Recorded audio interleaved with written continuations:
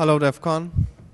First of all, I would like to really thank DEFCON for giving me the opportunity to come here and speak at this great conference. You guys really rock. So my presentation today is on Linux thread injection kit. This is a kit that I've developed. I've named it Jugaad, which I'll tell you why the name. So a little bit about me. I'm from India. I'm the founder of Null security community. If you're not aware, you can go to null.co.in and have a look. I'm also the organizer for NullCon security conference in India. It happens every year in February in Goa. And I'm the chief researcher at Pyro Technologies, which is a startup in information security services and trainings. All right, so a little bit about Null. It's a registered non-profit organization. And we have around 6 to 7 chapters in India right now. And our prime focus is on knowledge sharing and security research. So we do that by means of having monthly meets in all of the chapters. And then we do security awareness camps in organizations and institutions. All right, so the agenda for today is I'm briefly going to touch upon what the toolkit is, what it is not, and basically kind of give you a very brief or just touch upon what code injection is, because I think most of you already know what different code injection techniques there are. And then I'm going to talk about how it is handled in Windows and how Linux lacks this capability, and a little bit about ptrace. And finally, I'll talk about why library injection has a little bit of flaws. And then finally, I'll talk about the toolkit that I've developed and how is it different from library injection and what exactly does it do. Okay, so Jugaad is a Hindi word which is actually, which means a workaround or a hack. So, which is evident from the fact what we have been doing with this library. So it basically gives you a framework wherein you can inject your own customized payload as a thread inside a remote process. So I started looking at it from the point of view of Windows malware, where they so Windows already provides you an API where you can remotely inject code inside another process, but it's not there in Linux or other Unix platforms. Okay, so what it is not, it's not an exploit. I won't even call it a vulnerability because it is one of the features provided by Unix operating systems. Okay, so most of you are already aware of different code injection techniques. You can do it. You can do remote code execution via buffer overflows, or you can do SQL injection. So I'm not going to talk about it because these are kind of, I mean, everybody knows about it. So my interest area is the last, that is the APIs that are provided by the operating systems. So Windows already has an API where all you need to do is just call this function and it'll do the needful, whatever you want to do. So I'm not going to go into deep into what this API does, but we'll just look at some of the important parameters that this function has. So H process will specify the target process or the victim process where you want to inject code. The stack size talks about the stack for the thread that you want to create inside the main process. And then the start address is the address of the function or code that you want to execute. Now, according to this, the documentation of this function, it says that the function or the code must exist inside the process. Okay, so Linux, there's no equivalent API on Linux. So the question is, how do we inject code into a remote process? So the first thing that obviously comes to mind is a debugger. How does a debugger, inject code or do memory operations? How's the debugger able to access memory inside a remote process or a trace process? How is it able to change the values of variables? So the answer is simple. It uses the ptrace API, which is obviously provided by most of the Unix platforms.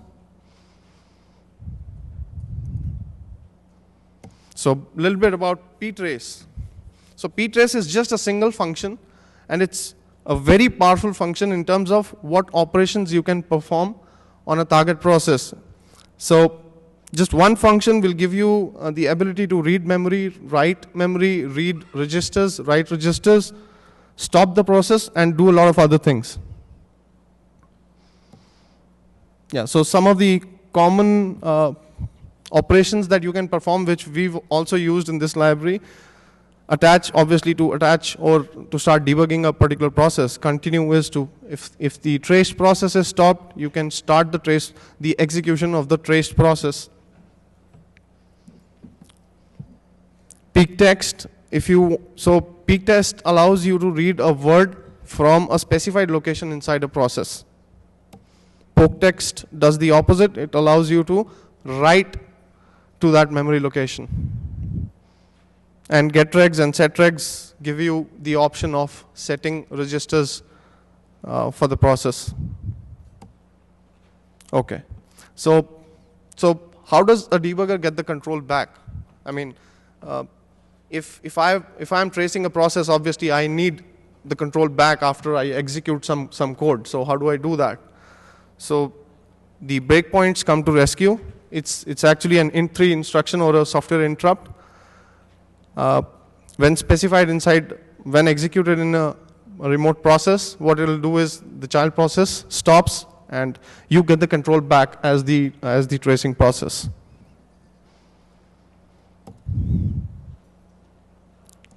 All right, so a little bit about library injection. So when I started, the intention of developing this library was to create an exact replica of what is already there for Windows, so create remote thread. So after I was finished halfway through, I was still searching on the net for, any tool available that does this thing. So I found an interesting tool called InjectSO, which uses the same ptrace functionality to inject a whole shared object inside a process. Now the problem with this is you can see the library or the shared object that has been loaded into the process if you go and view the maps file. Okay, so I'll just give you a small demo of the tool. It's a pretty old tool. I think it was developed in 2005 or 2006. But it's nice in terms of what it does.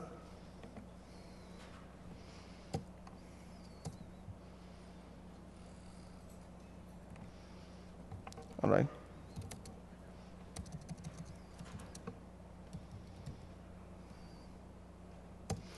So this is the library code. This is just the test code that comes with the InjectSO implementation. So all it does is just says yo from init when the library is loaded.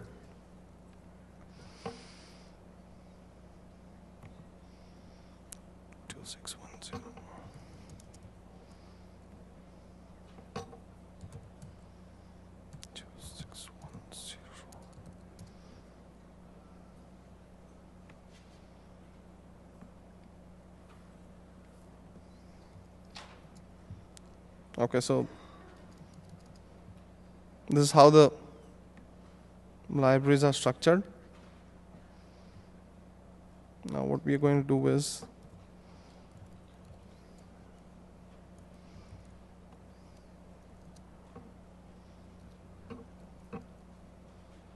so all you need to do is just specify the PID and the library that you want to inject.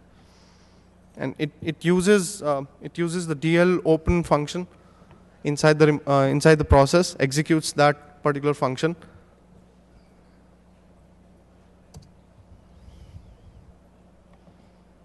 So there you go.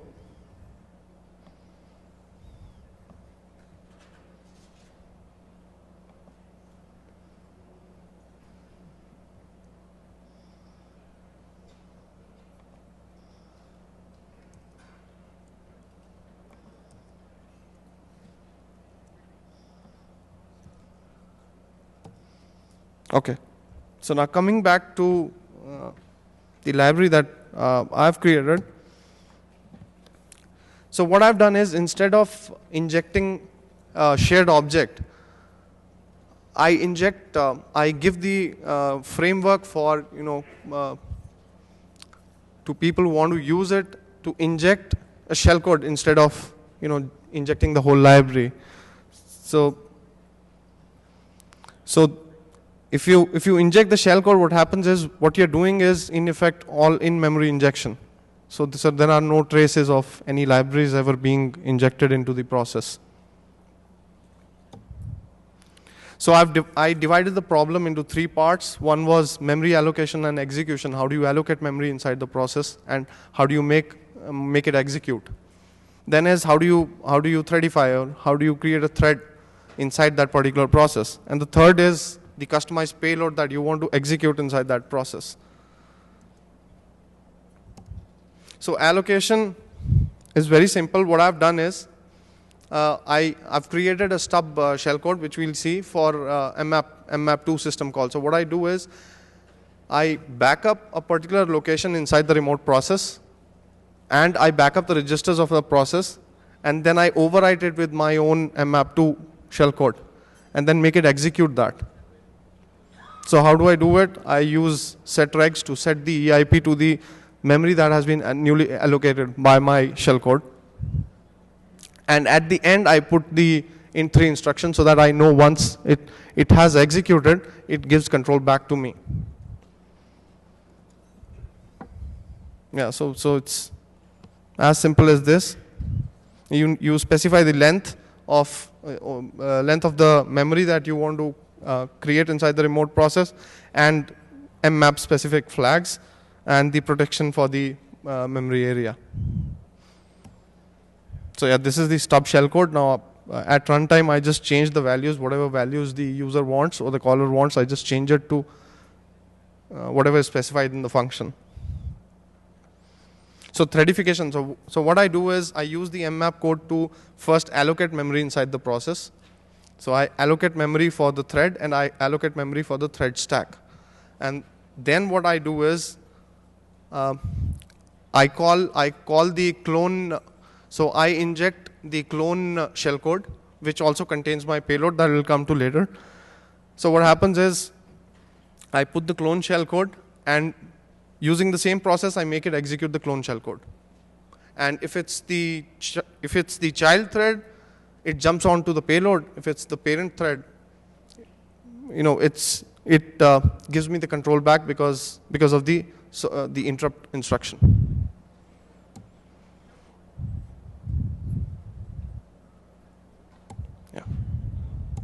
Yeah, so this is how the payload looks like. Once you pass the payload to the API, what it does is, it creates a sandwich wherein it gives the clone head, which is the stub shellcode for the clone system call, and a clone tail, which is just the exit system call.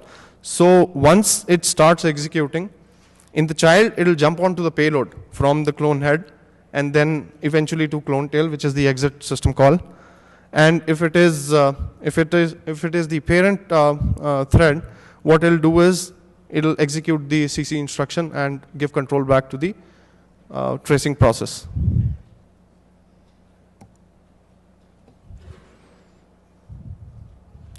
Okay. Yeah. So implementation is very simple. I just play around with shellcodes rather than executing the function inside the process directly. It makes it easier. So that's the API. I mean, this is used internally, but in case if you want to extend the shellcodes, you can do it. I mean, it follows. If you look at the functions, the requirement is the same. You specify the length, you specify the memory protections and the flags for mmap2. It will generate the shellcode on the fly for you. Okay, so finally the API is as simple as this. All you need to do is specify the PID of the remote process. You need to specify the stack, the size of the stack, and you need to specify the payload that you want to inject inside that process.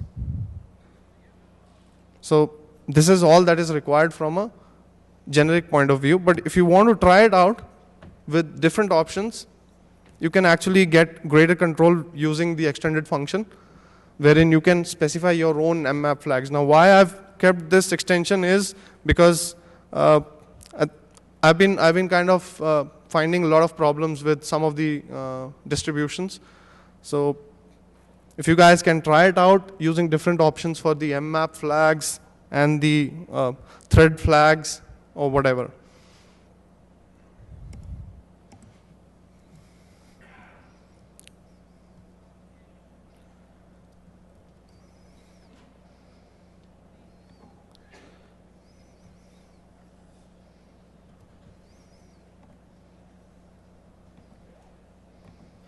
All right, so first we'll look at a simple demo wherein what I've done is my payload just creates a file called slash temp tmp slash temp slash tmp, and it writes some data onto that file.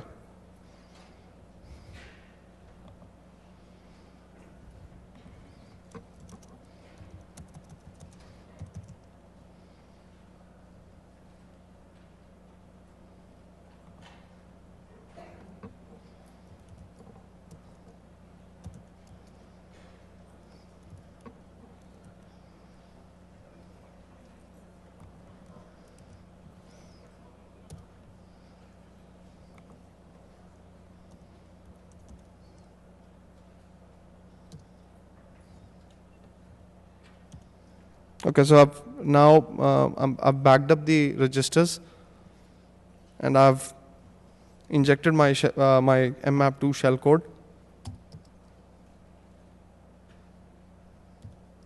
Again twice.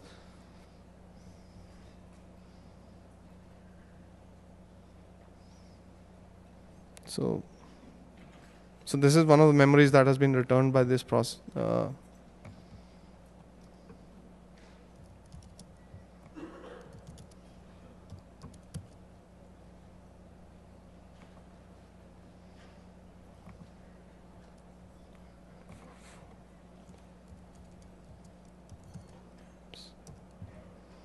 So let's just have a look at it. FP000.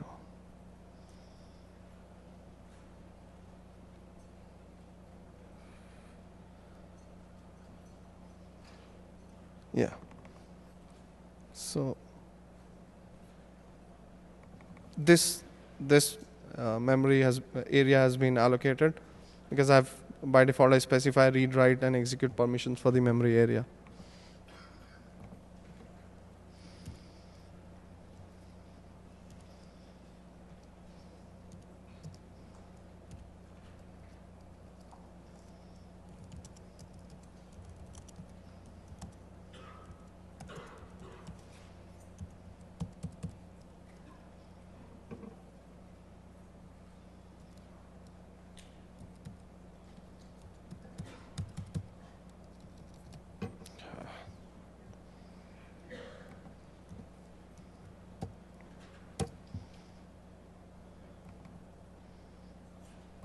That's like always supposed to happen with demos.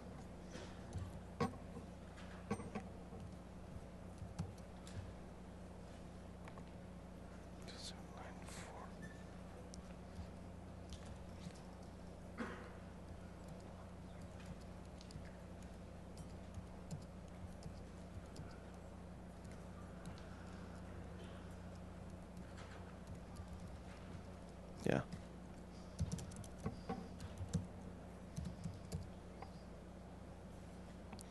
So a real demo would be, I'll show you another demo, which I'll try to inject a TCP listener onto Firefox.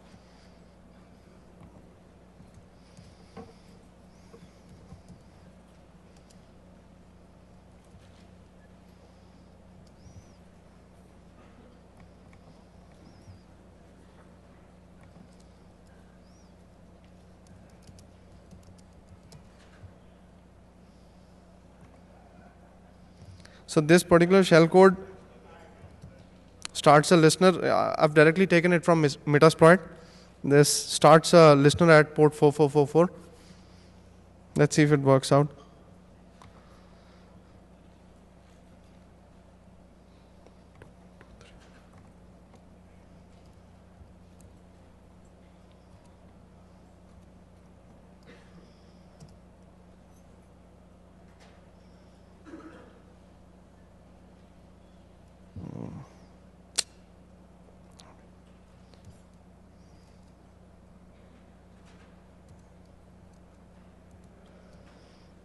Let's just check.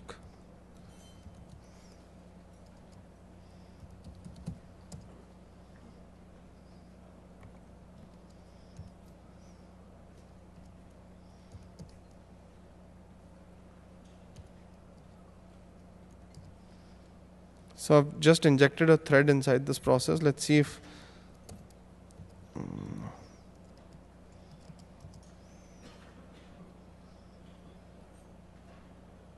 yeah, so it's probably this thread that is running.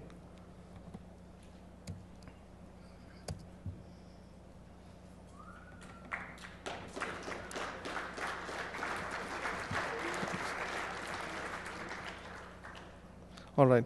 So just one thing to understand is that since it's a thread injection, your payload should be at least thread aware, since this payload is a standard Metasploit payload that just spawns a shell, basically execs the shell. So as soon as you try to connect to it, the Firefox will die, obviously, because it execs to a shell. So here's the Firefox. Now let's try and connect to it. Let's say nc.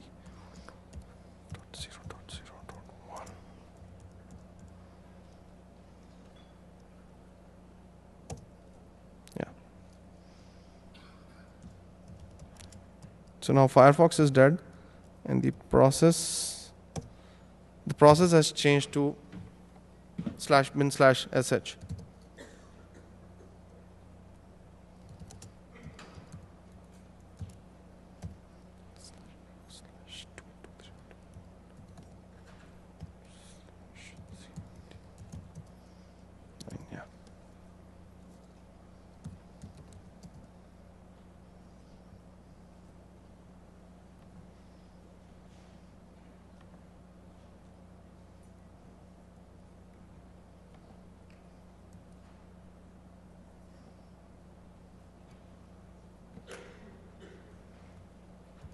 All right.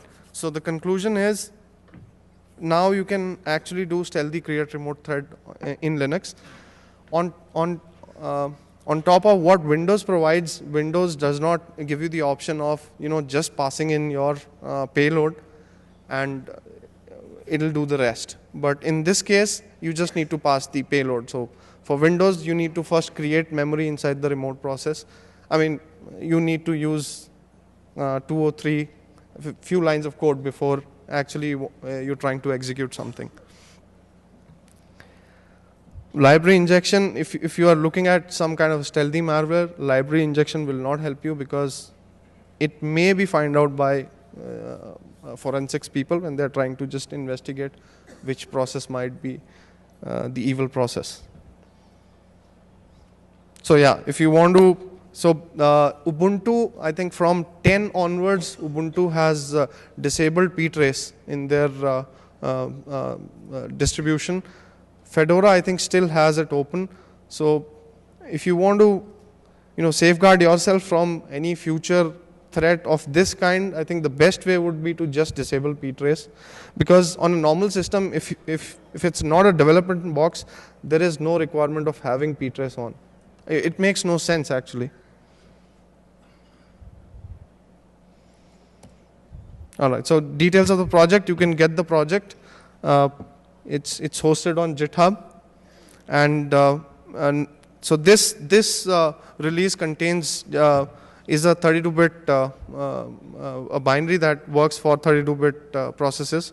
So next version onwards, we'll be putting in support for 64-bit processes, and since we're already